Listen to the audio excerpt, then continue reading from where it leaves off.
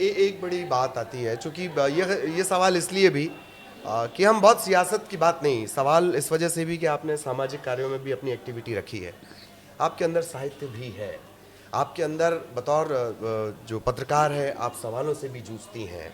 इस वजह से भी ये सवाल कि हिंदू मुसलमान की खाई ऐसा थोड़ी है कि सिर्फ आज ये बढ़ी हुई हो, ये तो बहुत पहले से है। सारी हिस्ट्री आप उठाकर देख लीजिए, अलग अलग फॉर्मेट हो सकते हैं, पर ये खाई तब से है।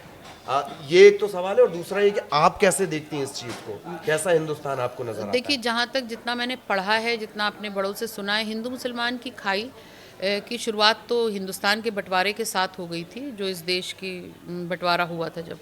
लेकिन ये आम लोगों में नहीं थी, ये एक पॉलिटिकल स्ट्रक्चर था जिसके तहत लोगों में हिंदू मुसलमानों को लेकर के बातें और उनके बंटवारे की बातें होती थी, और कहीं कहीं दंगे भी होते थे, वो मान सकते हैं। ये आज का नहीं है। लेकिन आज जिस तरीके से हो रहा है वो तरीक़ा बहुत है, क्योंकि जहर लोगों के, जिस तरह से लोगों को मोबाइल का आदी बना दिया गया है ना, नशा है मोबाइल का हम सबको, उस तरह उनके अंदर फ़िरका परस्ती डालने की कोशिश की जा रही है, और उससे सिर्फ किसी एक तबके का या एक कौम का नुकसान नहीं है। ये जाहिर सी बात है, हम सब एक मुल्क, एक परिवार की तरह हैं, और क्या आपको उसमें लगता है कि इट्स अ ब्लास्टिंग सिचुएशन, या वो आ एग्जैक्टली सकती है? इससे और ख़राब हो सकती है, खुदा न खास्ता, अगर चीज़ों को सही वक्त पे कंट्रोल नहीं किया गया। देखिए, कल जो एक जजमेंट आया, आप अभी बात कर रहे थे, इस तरह के जजमेंट जो हैं वो देश में एक अच्छी आबो हवा पैदा करते हैं। क्यों?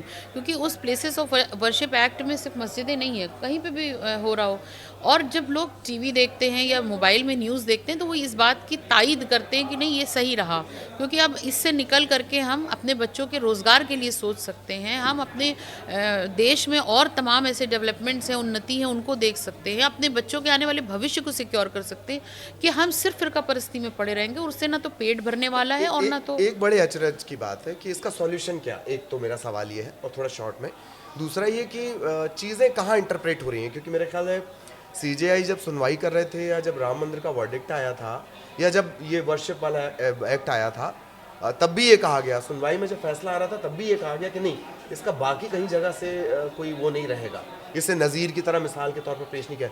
ये इंटरप्रिटेशन कहाँ हो जाता है चीज़ों का? देखिए, बता रहे हैं, पहला आपने सवाल किया कि इसको कंट्रोल कैसे किया जा सकता है।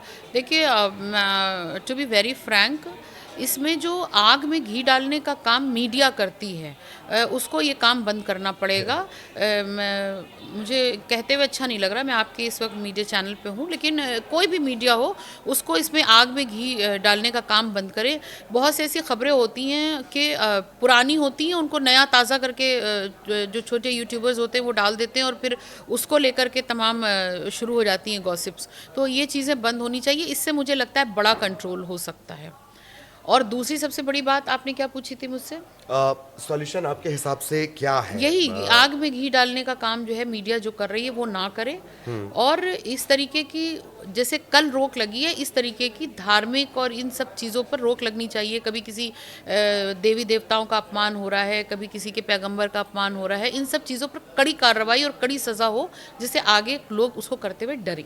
लंबे अरसे बाद एक महाभियोग जैसी स्थिति बन रही है। ऐसा नहीं है कि जजेस के खिलाफ महाभियोग नहीं आया, एक जज साहब है, बहुत चर्चा में रहे अभी वो, जी जी। उनने तो तमाम अपनी मर्यादाओं को ताक पर रखकर उन शब्दों का भी इस्तेमाल किया जो शायद मैं भी नहीं करना चाहूँगा। तो ये तैयारी है, तो क्या सपा का स्टैंड या सपा के सांसदों का स्टैंड रहेगा उनके खिलाफ महाभियोग लाने हाँ, में? बिल्कुल। देखिए, सपा ने हमेशा ये स्टैंड लिया कि वो कोई भी लड़ाई हो जो जनहित की हो और जनता से जुड़ी हुई हो, वो संसद से सड़क तक लाने में सक्षम है और करते रहे हैं। और इस तरीके की बातें जिससे लोगों की धार्मिक भावनाएं जगें, और धार्मिक भावनाओं के साथ खिलवाड़ करना, इस पर समाजवादी पार्टी का स्टैंड साफ है। हम पीडीए की बात करते हैं, और जब पीडीए की बात करते हैं तो इसमें यकीनी तौर पर पिछड़ा, दलित, अल्पसंख्यक, आधी आबादी, देश के जवान, किसान सब आते हैं, और हमारी लड़ाई उन्हीं के लिए है। ठीक। एक और बड़ी महत्वपूर्ण बात है, मैं पहले एक आपसे जुड़ा सवाल पूछ लूं कि क्या हम एक नया मुस्लिम चेहरा, जो ये सेक्टर, सारे सेक्टर उससे जुड़ा हुआ, तो क्या हम एक मुस्लिम चेहरे को देख रहे हैं, वो राजनीति में आगे आने वाला है, नज़र आने वाला है हमें? देखिए, मेरी एक मिशन है। मिशन ये है कि हम अपने जो इस वक्त जो कुछ माहौल है उस पर काम कर सकें और उस पर कंट्रोल कर सकें। रही बात ये कि मेरा विश्वास, मेरा यकीन मेहनत करने पे है, फल देना ऊपर वाले के हाथ में है, और मुझे जो जनता का, हर तबके का प्यार और मोहब्बत मिल रही है, और मुझे यकीन है कि मैं बस सक्रिय राजनीति में नजर आने वाली है आप। जी इंशाल्लाह मैं सक्रिय रहूँ। एक बात और है, जब मुसलमानों की नुमाइंदगी की बात आती है तो एक नाम बड़ा आता है। पहले मैं उस नाम के बारे में आपको बता दूं। कोर्ट में अकबरुद्दीन जो हैं, असदुद्दीन के छोटे भाई, उनकी बेल का मामला था। तो जज साहब ने बड़ी अच्छी बात कही कि तुम हमेशा श्री राम के खिलाफ बातें करते हो और आज तुम्हें छुड़ाने के लिए दो दो श्री राम आए, क्योंकि उनके जो दोनों वकील थे उनके नाम में, साउथ इंडिया से वो, उनके दोनों के नाम में श्री राम था। खैर, ये ओवैसी स्टाइल की जो बात कही जाती है, मतलब अकबरुद्दीन कुछ और कह रहे हैं, ओवैसी संविधान की बातें कर रहे हैं, तो क्या वाकई मुसलमानों को नुमाइंदगी मिल रही है या ये सिर्फ?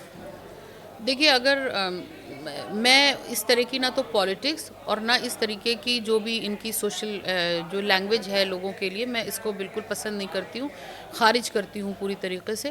कि हिंदुस्तान में रहते हुए जब आप संविधान की अगर बात करेंगे तो किसी एक पर्टिकुलर कम्युनिटी की बात नहीं कर सकते, सबकी करनी होगी। और जिस भाषा शैली का इस्तेमाल छोटे भाई जो है उनके उन्होंने किया है और जिसका खामियाजा बहुत जगह भुगतना पड़ रहा है, वो मैं उसको बिल्कुल खारिज करती हूँ। और इस तरीके की भाषा शैली आप जनता में नहीं कर सकते हैं।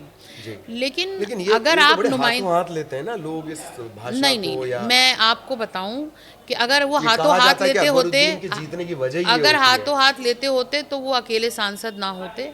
हाथों हाथ लेते होते तो 7 से 6 सीटें उनकी ना हो गई। मेरे ख्याल से इस बार कम हुई है एक सीट उनकी। सीट कम हुई। तो हाथों हाथ नहीं लिया, वो एक पर्टिकुलर एरिया की पॉलिटिक्स है, वो कर रहे हैं, ठीक है, वो काबिल हैं बहुत, बैरिस्टर साहब, सब कुछ ठीक है। लेकिन उस पर लगाम लगना ज़रूरी है और उत्तर प्रदेश ने पूरी तरीके से खारिज किया है। मुझे लगता है कि सब मिलजुल करके रहेंगे, इसमें ही फ़ायदा है।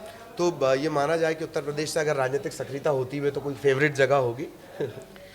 अब वो तो वक्त की बात है और ये सब कुछ मेरे राष्ट्रीय अध्यक्ष श्री अखिलेश यादव जी पर निर्भर करता है।